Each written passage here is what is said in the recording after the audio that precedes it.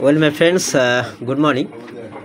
Now I am going to share another case of meningioma terminates, a case of meningioma terminates Shamsun Nahar, and is at about 45 years. She is from Satkira. So we have recorded a case absolutely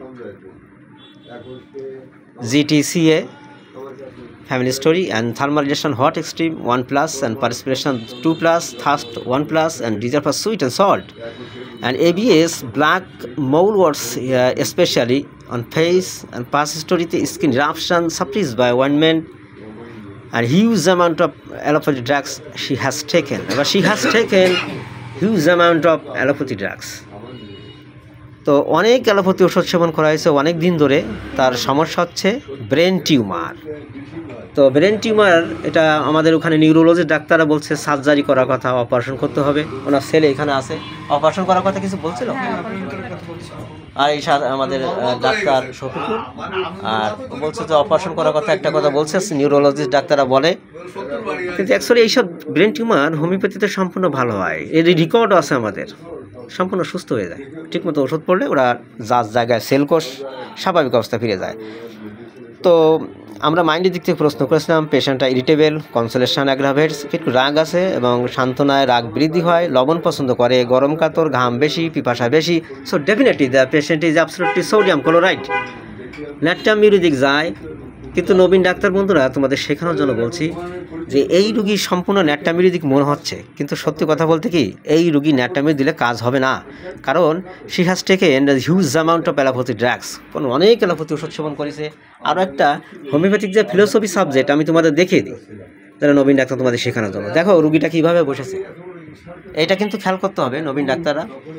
সে কিন্তু নিজের অজান্তেই যেভাবে বসে রয়েছে এটাকে বলা হয় stoop পারপারসন।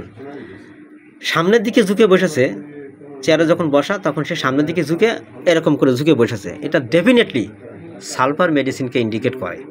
Brimstone না, ওটাও সমস্যা না, ওটা আমাদের একটা ওষুধের সিমটম। মানে রুগী বসে রয়েছে, ও সব রুগী সোজায় বসে, কিন্তু উনি সামনের দিকেই ঝুঁকে বসেছে, এটা সালফারের great symptom. Not only that, সালফারের কী পাই আমরা, যে আমরা কী পাচ্ছি সালফারের, সে অনেক ওষুধ সেবন করেছে অ্যালোপ্যাথি, অনেক ওষুধ সেবন করে আসছে। তাহলে আমরা জানি যে যখন কোনো রুগী বহু ওষুধ অ্যালোপ্যাথি ওষুধ খেতে খেতে খেতে খেতে শরীরের ভিতরে 12টা বাজিয়ে ফেলে, তখন নাক্স বা সালফারের একটু প্রয়োজন হয়, এবং রুগীকে 50% এখানে আরোগ্য হয়ে করে দেবে। নট অনলি দ্যাট, সালফারে আমরা কী পেলাম, সালফারে ঘুম নেই, স্লিপলেসনেস, ঘুম নেই।